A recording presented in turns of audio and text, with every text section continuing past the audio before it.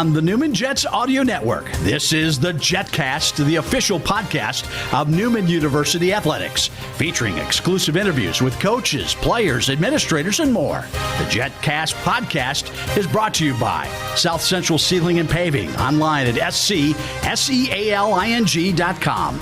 Mel Hambledon Ford, Pepsi, Allstate Insurance Agent Mike Light, Eck Agency, Donlinger Construction, Big Corner Creative, Dr. Brennan Lucas and Advanced Orthopedic Associates, Keystone Solid Surfaces, and by Overland Charters, the official transportation provider of Newman University Athletics. Here's the voice of the Newman Jets, Blake Cripps. Finally, it has arrived. Basketball is back. Saturday, the season opens in a fashion never seen before in Jets history. The home opener, the season opener, and the conference opener all rolled into one. The Jets hosting the Lions of Missouri Southern. Welcome back to the Jetcast. This is episode number 26, and today we're joined, of course, by head coach R.J. Allen as we get set for a season opener unlike any in Newman's history here amid unprecedented times. I could give all the cliches, but first of all, you know, you've made it through a couple of quarantines, just got out of quarantine. The women's team had to quarantine as well. How does it feel to be here this week, you know, days before the season, and just know that, you know, gosh, we've actually made it. This is actually going to happen. You know, based on kind of what we've went through in the last, 16, 18 days here, mixed emotions. There's some anxiety. There's some excitement.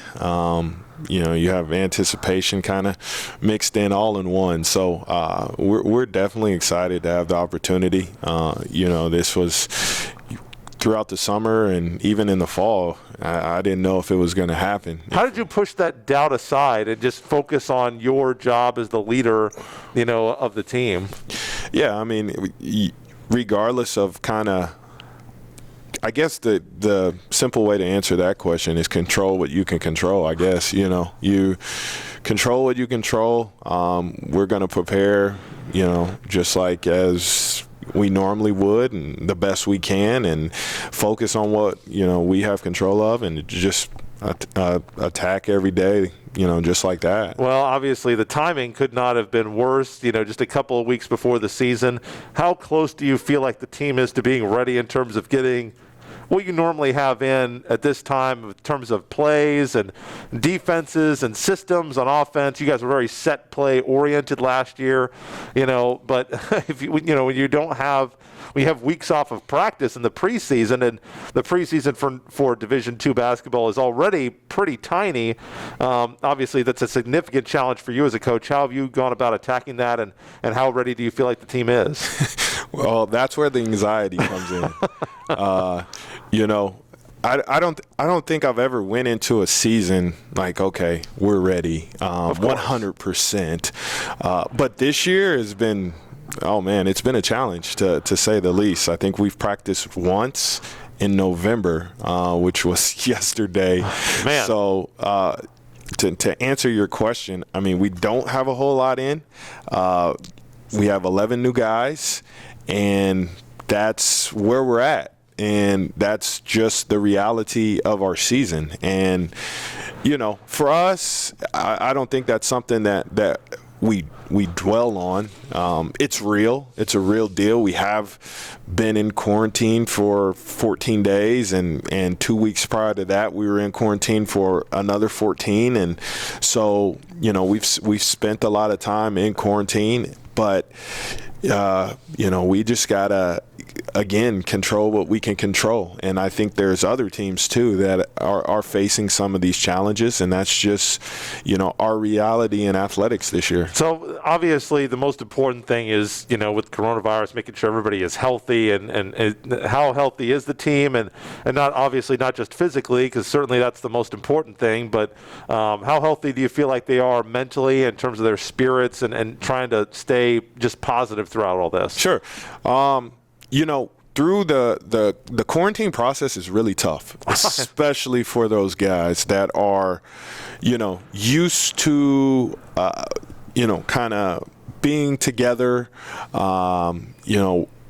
playing basketball, those hobbies that they have, and then we have to shut that down, and rightfully so, to keep everyone safe. But mentally, it wears on those kids. It does. It wears on me. It wears on all of us. So that's a real challenge this year, and we as a staff are trying to be mindful of that and making sure that physically that we're healthy, but also that we're healthy mentally. And like you said, their well-being and their safety is obviously our number one priority. So, what we've tried to do to combat that is kind of try to stay connected during those quarantine times, is Zoom and having those type of daily interactions with those guys, was huge, and it kind of helped boost their morale. And now that they're out of quarantine, you get that first day excitement. So their energy and their mindsets have been, were really good yesterday. RJ Allen is my guest, head men's basketball coach, getting set to play Missouri Southern on Saturday, and that's a 3:30 tip time for the men. You can hear the game on the Newman Jets audio network, newmanjets.com/listen. Obviously, the MIAA was a little different animal than the Heartland Conference was. You knew that it would be going in. Jamal the Priest came from the MIAA. You'd played those MIAA teams. You were part of the 2012 state championship MIAA team, even though you weren't a member of the conference, when you beat all the other teams in the MIAA. So you know that the level required to compete and win is very, very high.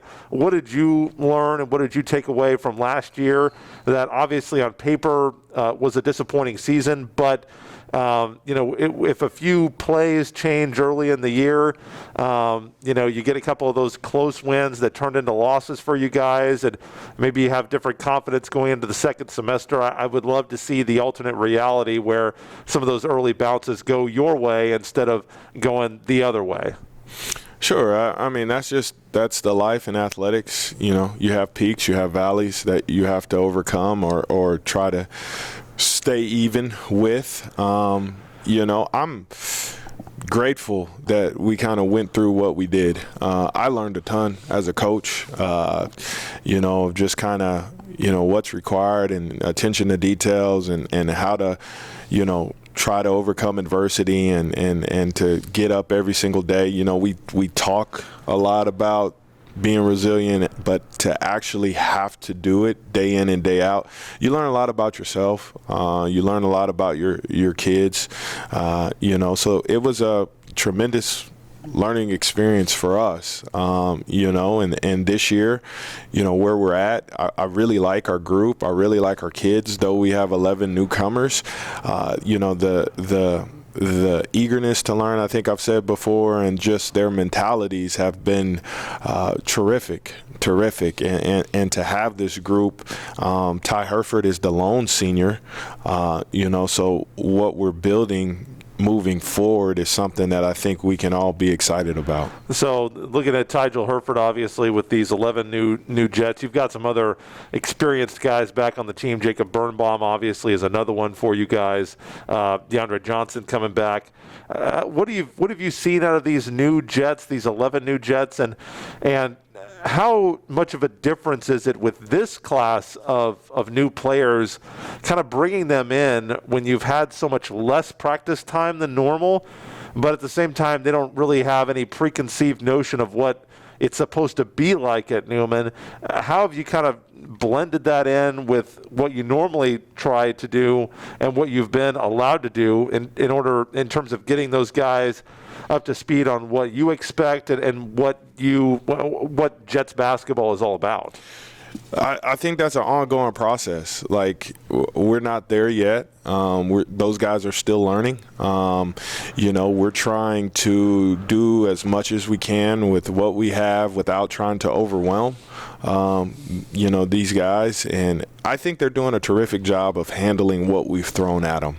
And like I said, and I think, what hopefully you'll hear from kids in our program is that, this thing is a marathon. It's not a sprint. We want to be playing our best basketball down the stretch, and what you see from our program is continual growth. Like, we want to see our team continue to get better from the start of the year to the end of the year, and that's what we're focused on every single day. Tyjil Hereford's going to join us in just a second.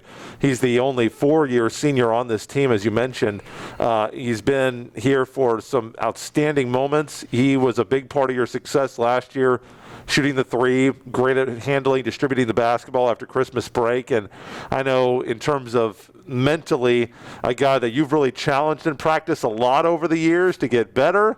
Not always, I'm sure that Tyjil has been not always been appreciative of the tone of voice, but certainly seems to have improved over the years and has really grown up. I think you're really going to enjoy him. You're going to meet him here in just a second, but I know that he's got a special place in your heart for sticking around this program and being a 4-year guy. And how much are you going to rely upon him to be one of your leaders this year to show all these new guys, what culture you're trying to build here? Sure. Tyjil is a phenomenal story. He came to us, he's 5'5", maybe. I think 5'6" on the roster. I don't know, maybe Colin squeezed out an extra inch for him there, maybe. But he came as a walk-on. We really didn't know what to expect. It was one of those deals where, it was a good faith deal, and he came in, and, the guy, we joke about it a lot with him now. He was just, we went from saying, like, who is this 5'5" walk-on freshman that wants to try to play college basketball, to being in his freshman year, based on some of the injuries that we were dealt with that year, to being a kid that played quite a bit. He played a lot. I think he actually even started some games, which is like, oh my goodness, thinking back at those times. But here's a kid that has come into Newman University, lived up to what it means to be a student athlete at Newman, to the T. I mean, he's a phenomenal student, has been an ambassador on campus, has done terrific things in the community, and he's worked his tail off from the moment that he's been here, and really done a phenomenal job as a student athlete here at Newman, and he'll walk out of here in May with his degree.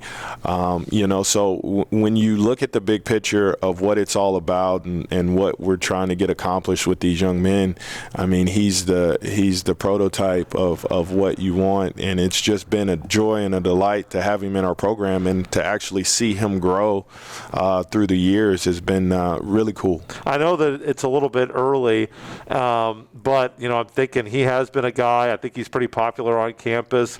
I don't know exactly what the plans are, but I could see him maybe being a homecoming king candidate, couldn't you? I wouldn't put it past him. Like, every time I bet against Ty, I lose. So, if he's up and it's a bet, I'm betting no time. Well, so we'll hope for that maybe. Don't know what that'll look like this year for homecoming, but I'm sure they'll have some way to crown the royalty. Deandre Johnson is a guy that obviously you've been eagerly anticipating coming back from that knee injury, missing all but 2 or 3 games from last year. In terms of eligibility, he got that year back as far as, just wanted to double check on that. How's he looked in practice, and how is he back to the Deandre Johnson that we started seeing the year before, when we saw kind of that timid freshman take the next step into being wow, this guy is an athlete, and he will go rebound and dunk over literally anybody you put in front of him. Yeah, he's to be honest with you, like, he looks like he missed a year of basketball, and that's to be understandable with his surgery and that he missed a year of basketball. So, with him, it's kind of like where Jacob Birnbaum was a year ago. Right. I think the expectation for Deandre is just continue to get better every day. Continue to get better mentally every day, and try to be the best version of yourself as we get down closer to the end of the year. And, the thing about Deandre is that he has a great spirit. He has a great attitude. He comes to work every single day. He's always dripping wet with sweat, so he's working hard, and I anticipate us eventually seeing that Deandre that we were, raving about right before he got injured. So it'll come, and I know for him it's tough because you want it right now. Of course. Like, you want it right now. I want to see it right now. I want to too. see it on Saturday. but he, it's he gets frustrated at times, but again, it's like, it's not a sprint, man. This is a deal. This is a long-term deal. We're gonna have you work each and every day, and your job is to get a little bit better every day. Be better than you were the day before, and he's taking that to heart, and he's working on it. Final question for you. We'll be talking later this week about the Lions, and they got some good players. Obviously, that was a tough game for you guys last year, and picked second in the league again this year, behind Northwest Missouri State. So, the top of the league, precisely how great it is. So I'm not going to put this in terms of, it's not a must-win game. As you said, the end of the year is much more important than the start of the year.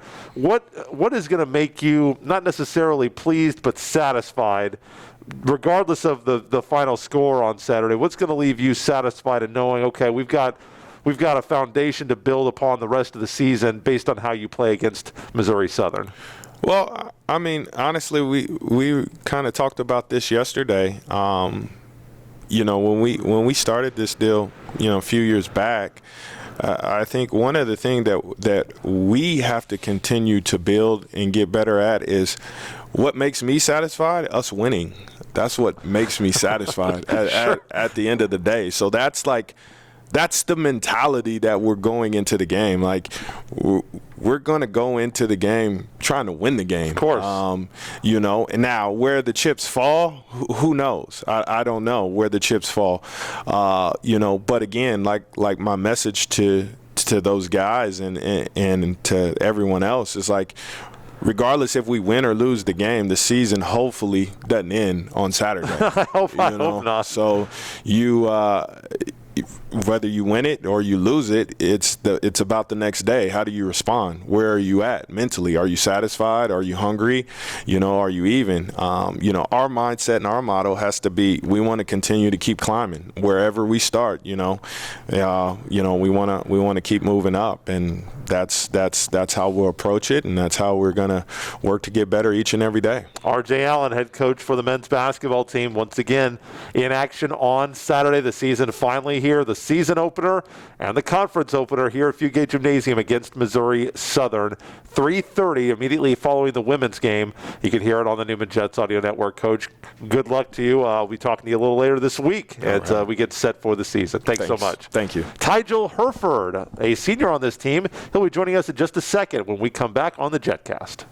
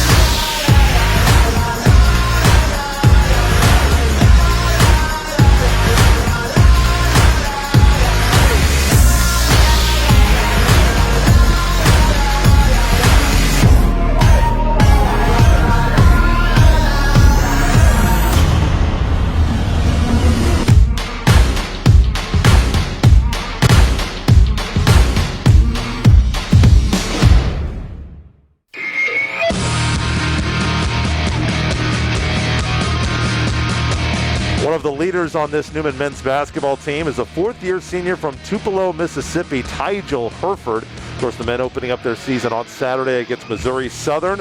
He averaged 4 points per game last year, dished out 52 assists, and shot 43% from outside the arc. Tyjil Hereford joins me. They call him Ty, and it is great to have you back on the show. Thanks so much. Yes, sir. Well, obviously it's been a challenging time for everybody, but another quarantine for you guys. Obviously you had the one a couple of weeks ago and then one earlier when everybody was quarantined.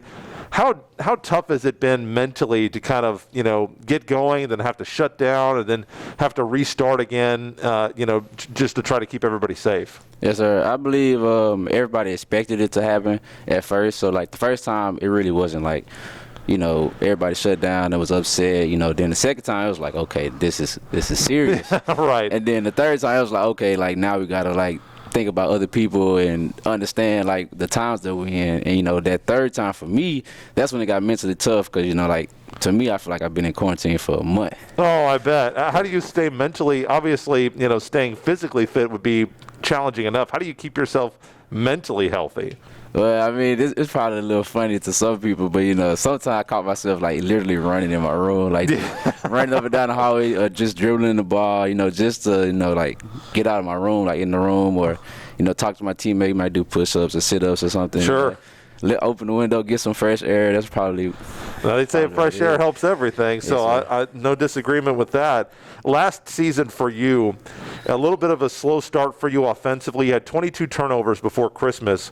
You only had 14 turnovers after Christmas. They played more games after Christmas than before Christmas, and you had 31 assists, so nearly better than 2-to-1 assist-to-turnover ratio in the second semester. So you were phenomenal distributing the basketball. What changed for you in terms of being able to handle the point and being so effective at that in the second semester? Yes, sir. Well, I mean, Coach emphasized it early in the season. It was our first game. We had a lot of turnovers our first 2 or 3 games in the season. He emphasized, every day, like, take care of the ball, play possession by possession. I feel like the game began to slow down for me. The MIAA, the league was different than the Heartland. Sure. So, like, I had to adapt to that. The game was a little bit faster. It was more possessions.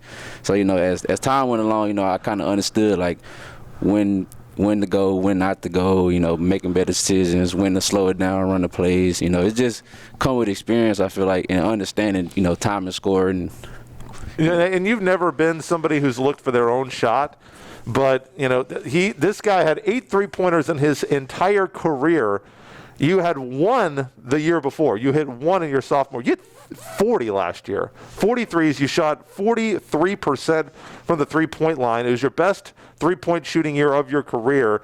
What allowed you to have such a dramatic improvement? And you hit some big threes in those games to keep the Jets in close games, to get you closer, to try to make a run. What did you do in the offseason to improve your three-point shooting and become really a reliable and needed weapon on the perimeter for the Jets offensively last year? Yes, sir. Well, I mean, it took a lot of work. At first I feel like I shot a little slower. Coming in as a freshman, I shot slower. And, as time went along, I understood, I needed to get it out quicker and jump a little bit higher to get it over the other guys when they were contesting. And, as a freshman and sophomore, I feel like I still had that same confidence that I had as a junior, but I obviously shot it better.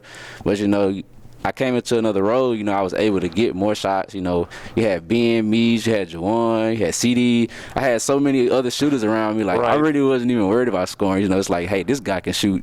So, like, I mean, I'll take this role, And as I got older, I grew into that role. Now my confidence was just there. I wasn't scared. I wasn't afraid to shoot it. I wasn't second guessing anything or nothing. And early in my years, I was kind of second guessing because I had so many guys around me that could do the same thing or score. I feel like I just had more confidence. We're talking with Tyjil Hereford. He is a senior on this team, a 4-year senior from Tupelo, Mississippi. You talk about confidence. You've used that word a lot here. How much do you have as being one of the leaders on this team? You've got 11 new Jets on the roster, which I haven't totaled up yet. It might be a record in the D2 era for the most new players on a team for men's basketball. So obviously you've got a lot of guys to bring into your culture, to your program, and to try to teach them what Coach Allen wants from them as their coach and what you guys expect as players who are invested in this program. That's something that Coach has talked a lot about building your guys' investment and making the program yours. How much confidence do you have in the leadership that you can show to try to show these guys what Newman basketball is supposed to be about, because you've been here for some of the most successful seasons that Newman's had. Yes, sir. And like me and Coach Allen talk about it all the time. Like when I first got here, my freshman year, hey, we was young, and a lot of transfers, similar situation to now. Sure. To be honest, because we had 6 freshmen maybe, and we had a lot of injuries, so we had a lot of adversity. You did that. So year. I'm gonna compare that adversity to the COVID.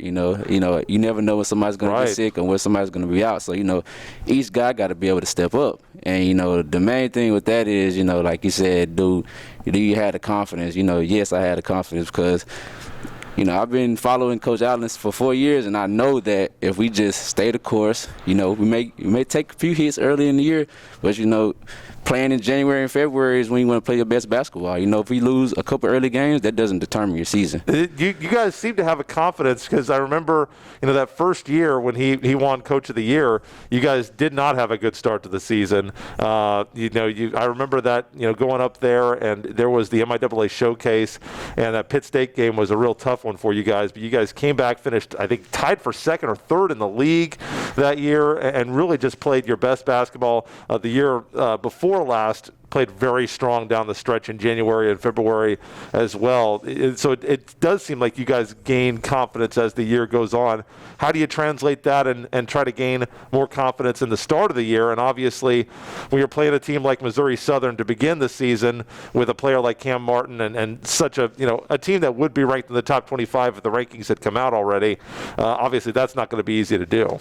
Yes, sir. And I know the cards we dealt and everything, but I just believe in what we do every day, even though we had COVID and everything, but like in practice every day, like Coach Allen not going to let you come in and give, poor effort or anything. Our standard is going to raise up, Maybe we got to get guys in shape and get going, but like as we get going, that level is going to rise. And, I feel like this the type of leader he is. Like us, I feel like we're going to rise when he rises. We're going to go together. We got to all do it together.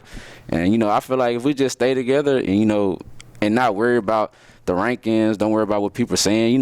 We got Newman across our chest. They got Missouri Southern across their chest. We men, so, we're going to go out there, throw it up. Best men going to win. All right. We'll see. Hopefully they're wearing navy and red. We do have a question chain for you from Jacob Birnbaum, who was my previous guest. He's got a question for you. And so for everybody listening and for everybody watching, they will hear the question and see it right now. What's your favorite memory from Newman? And so we're back. Jacob Birnbaum's question for you is, what is your favorite memory from Newman University? My favorite memory. I think that there are some good options that you have to pick here as well. And it doesn't have to be a athletic memory. It could be a friend that you made, something you did in class. It doesn't have to be on the basketball court, although it certainly can be. My favorite memory. That's a good question. I got a lot of good memories here. My favorite memory. If you had to pick one, what do you think it would be? Well, I mean, it was my first year, like you said, my freshman year. I'm going to use an athletic example. Sure. We actually, you say we was playing for second and third. We actually was playing for the championship. You were. We was playing for the regular season championship. You were. You got all the way back. And to me, I feel like that was a favorite moment for me because, like, I've never, like, had to go through that much adversity, for our sports. We lost games, but, everybody stayed together. We was brothers. Everybody still believed. And then, next thing you know, we playing for the championship, and it's just like, wow, I'm playing for a championship my freshman year, Right. And I played a lot that You game, did. so I got a lot of experience, and to me, like, that was probably one of my favorite moments, just having a good group of guys together, staying together through the course, and we playing for championship on our home court. Absolutely, and that was a tremendous game. Obviously, didn't come out on the right side of it, but certainly for you guys, a great experience. This year, obviously, you're picked 14th, and it's understandable why. Finished 14th last year. Two of the best players off last year's team are gone.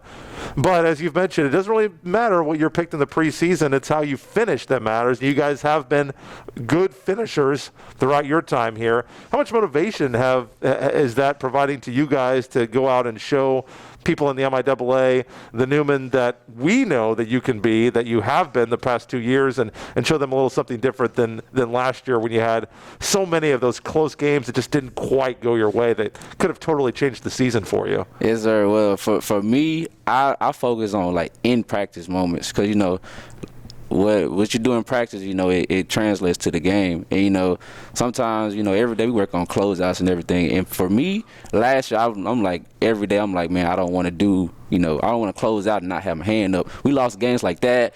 We lost games by not having matchups, like not knowing who's guarding who. And it's just like little stuff like that. It could just be a little thing that makes a big difference. Little stuff like that is what lost us those close games last year. And, a lot of people probably look at our season and be like, hey, we lost every game by 20. Like, no, we were playing games double overtime, losing by 1 point, 2 points, and it's just like, I just can't let that happen. I feel like that would rely on me, JB, Deandre, guys that already been here. Like, what the guys that coming in, they're going to look at us and say, what is he doing every day? How is he approaching this? How is he going to look at this? And that's what I feel like is going to determine if we win or lose games. If I come in and don't bring the same energy or don't, close out with a high hand or contest shots, like the freshmen are going to do the same thing I'm going to do. And then it's going to just keep translating over the years. And I just don't want that to be something that I leave. I want to leave here knowing that when I leave here, the next guy going to step up and bring the same energy that I did every day. The last season for Tyjil Hereford, the second season for Newman starts on Saturday. Missouri Southern, looking forward to seeing this guy out there representing the Navy and Red for one final year. Yes, Tyjil, great to have you back. Thanks so much. Best of luck to you. Thanks for having me. We will have Coach Clarissa Krum of the women's basketball team previewing their season when we resume on the Jetcast. Hi friends, Phil Nightingale, General Manager at Mount Hamilton Ford. Have you been thinking about a new SUV? Right now is a great time to buy a new Ford at the big corner of 119th and West Kellogg. EcoSport, Escape, Edge, Explorer, Expedition. Mount Hamilton Ford is sure to have the right vehicle to fit your size. And you can count on us with this great selection to find the right SUV at the best price to fit your budget. Check us out online or in person. Let us make your purchase easy with pickup and delivery right from your home or work. Mount Hamilton Ford, experience the difference.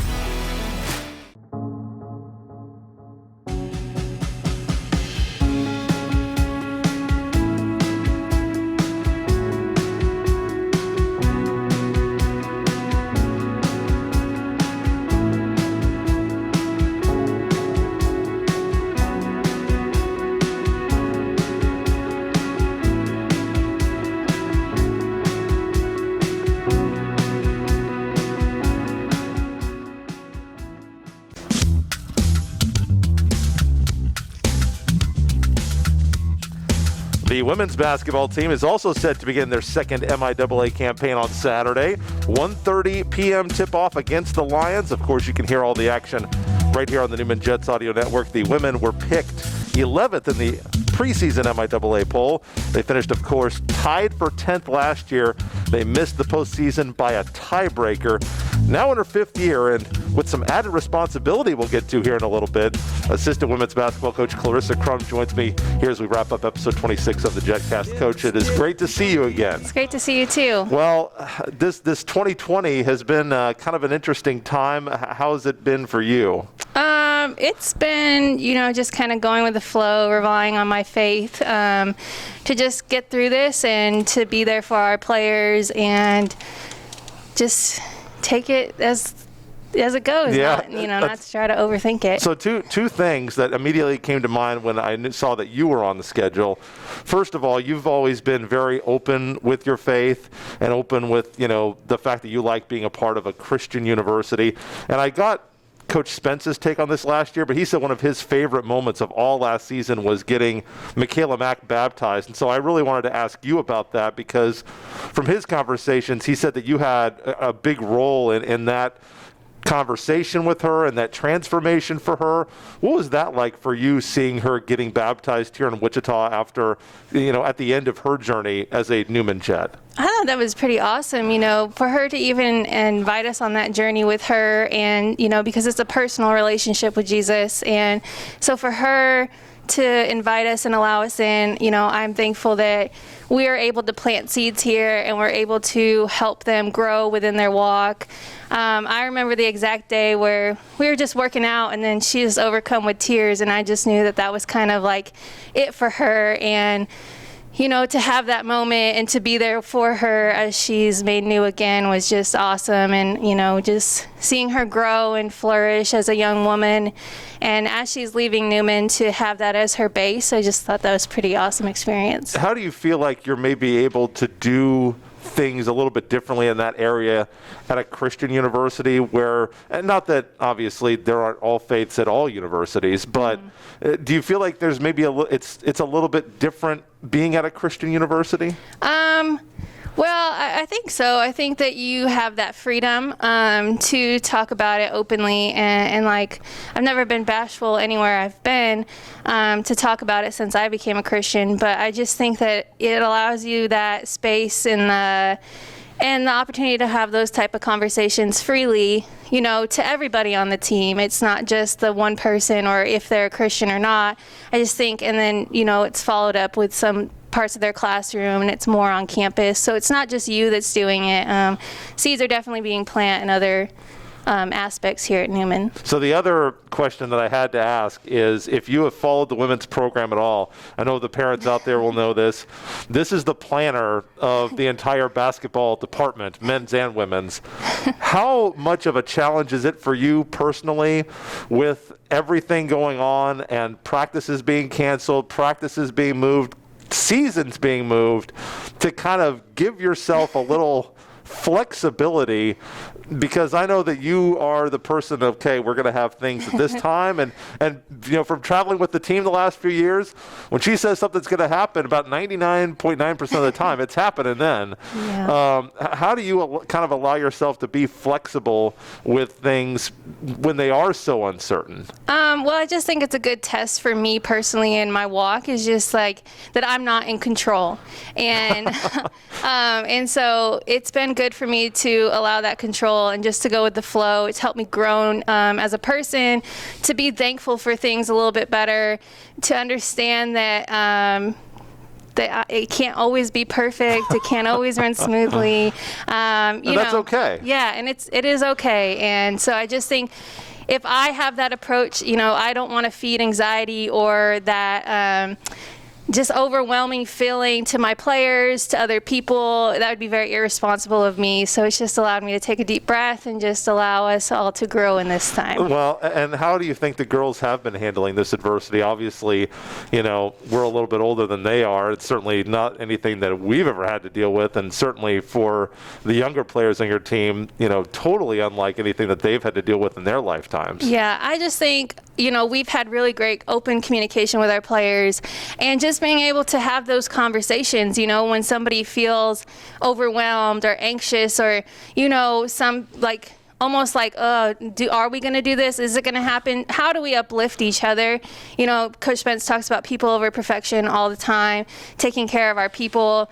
And I think we've been able to do that through conversations. We've just been very open and honest about everything with them. And that helps. That helps clear doubt. That clears up any confusion that they might hear or see. If they hear it from us first, they'll be able to process it better. How important, because he's talked about these group text messages, the emails, the Zoom messages. How important have those been? Because you guys just got off quarantine for coronavirus. Everybody is okay, which we're obviously very thankful for, and that's the most important thing.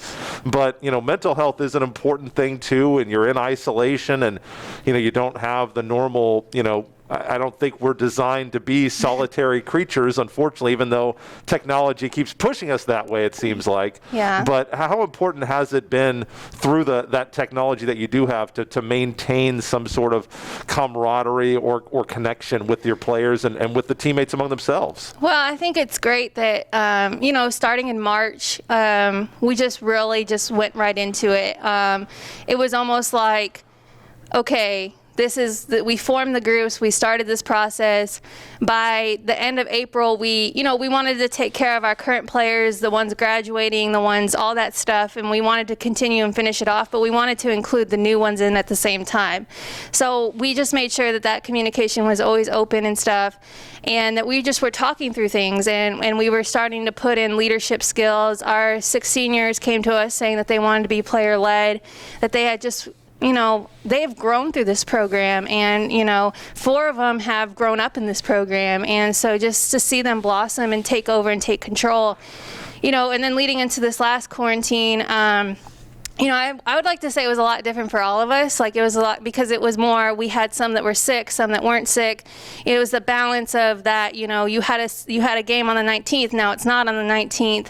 And so it was just talking through those things. Again, it's just the communication part of it. And allowing those girls to feel that emotion, talk through that emotion, and then just deal with the reality of it. Fifth-year assistant coach Clarissa Krum joining me. Women opening up the season against Missouri Southern on Saturday.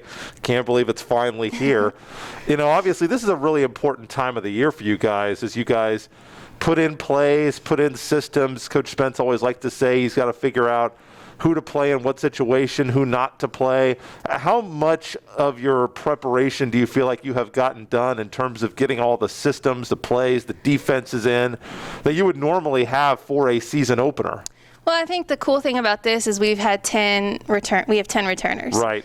And we've had a lot of those returners play a lot of minutes for us. And so what's been the beautiful thing about it has been just like how much they've stuck together, how much they've held each other accountable, how much they've stayed in the gym, been consistent about it. And then our new ones, it was like we've been recruiting them for a couple years. Right. And just knowing their personalities and who they are. And so it's been actually a lot easier. Again, you don't know game-like situations. You don't know who's going to work well with who still because it's a new year, new roles, new responsibilities. But I just think as an overall group, they've grown together and they've been through things together, and it's been helpful for that. Last year, an 11-17 campaign, but I looked through about your first 10 losses of the season. I think 7 of them were by like 7 points or fewer. Yeah. I know this Missouri Southern team was one of those you thought you could get, and it was, you guys were nearly buried, 15 points down with 5:27 left, and then all of a sudden, here come the Cardiac Jets, just like they did the year before with a 15-2 run, and you get down by 1 with 34 seconds left. What do you hope that the returners take away from those close games? Because you look at the top of the standings this year for preseason, Emporia State, Nebraska, Kearney, Central Missouri, those might have been your 3 best games of the year last year. You won 2 of them, and Central Missouri, obviously, that's a 3-point loss here at home. Yeah. So you guys know you have the capability of playing with the very, very best of the best in the MIAA. What's going to be the difference to keep you in those games, obviously, and then obviously you want to do better against the bottom half of the conference as well? Yeah, and I think last year was just a lot of growing pains, growing experiences. I mean, you were on the road with us. There's some gyms we didn't even know what door to go in. We joke about it now, but there were some tense moments in the bus, and so it's just the unknown of how loud those gyms got, the bands, and it's not to make excuses for the girls because they did come out and play hard. I just think the biggest difference is you have to play hard the entire 40 minutes. There's a bunch of Lubbock Christian type teams out there. Oh yeah. And so you just have to be prepared for every situation that you go in, and I think the girls learned a lot. I think they learned a lot about strength, that's so important in this league, that keeping your body in shape, what you put in your body. Like I said, those seniors have just taken a grasp and a hold of this, and they just want to be better. They've been part of teams that have won 19, 17, 21 games, so they know what it is to win. Now they just got to do it and finalize games and not be fearful of it. And I think that's a lot of things that we talk about is just go out there. You've proven to yourself that you can do it. Now let's just go do it, Well, and something else that Coach Krum is doing is a new role here with Newman Athletics. She is the NU Athletics Diversity and Inclusion Designee. This is a new role that the NCAA approved, the Minority Opportunities and Interest Committee. This happened in January, and you're the designee for Newman University. So first of all, congratulations on that. No, and I think I tweeted out, there's nobody they could have chosen that would have done a better job than you. What made you, how did you get approached about this role? Is this something that you kind of self-reported to the athletic department that you'd like to do this? And what is your role as far as that designation goes within Newman University Athletics? Well, I think that actually Coach Spence and me talked about it, and he's been talking to me a while about, administration and things like that nature, and just how I get my, my foot in the door with that stuff, if that's a way I want to go with my career, because he's always about growing and helping me learn and take the next step. So he actually approached Joe about it, and, I got on the committee here at Newman. I've been trying to be as much involved in, staff meetings, assemblies, things of that nature. Coach Spence always talks about being seen on the rest of the campus. How are we to hold ourselves and to, be a part of the community that's within Newman. And so being on that committee has given me, a lot of confidence in my abilities and what I say and what I think. It's helped me learn and expand things. As I get more familiar with the ADID position, I've been a part of SAC a little bit more, creating a committee on SAC, just being able to, it's really about empowering the student athletes to let them know that they have a voice, they have a significant part in the Newman community, and how do we do that? How do we empower that? How do we get that rolling? Joseph has also been a good support for me, as he is our diversity person on campus, and so just me and him working together and just trying to fully dive into it, I guess you could say. Sure, yeah. But it's, it is something new that you're trying to Yes. explore, what, all the opportunities that you have to make a difference. Yes. So Definitely. Clarissa Krum joining me. We'll let you get out of here on this. Obviously, every different team has a little bit different of a personality, a different style. If you would have told me, when you started coming and I got back from my 1-year hiatus that you guys would have been playing zone defense, I would have said you are absolutely insane. But here we are, so not necessarily that you're going to give anything away to anyone, but what kind of a Jets team do you think the fans should expect to listen to and see this season when they either watch here at home for the lucky few that are able to come, or when they watch on the MIAA network or listen to us here? I think you're just going to find a bunch of girls that love to play for each other, with each other, shoot a lot of threes. Coach Spence, I think we've tweaked some things this year. I think that you'd be able to see zone and man a lot more with this group. And like he said before in the past, it's just different. Every group is different in how we approach them. And I just think that this group is so focused and ready and excited and thankful to even have a first game. I've been praying for this moment. I'm so glad that it's finally here. Clarissa Krum, Yes. certainly going to be great to have you back on the sidelines this year. Been a big part of the Jets' success, and looking forward to seeing you and the ladies on. And Coach too, I guess. Coach Spence too on Saturday against the Lions. Best of luck to you. Yes, thank you so much. 1:30 p.m. for the tip time. We'll be on the air with coverage 1 o'clock, 1:15 for pregame. The South Central Sealing and Paving Takeoff the Tip-Off show here on the Newman Jets Audio Network as we begin basketball coverage on Saturday. We'll be very basketball heavy again with men's and women's stories next week here on the Jetcast. So we'll see you Saturday for live event coverage here on the network. So until then, Blake Cripps saying, go Jets.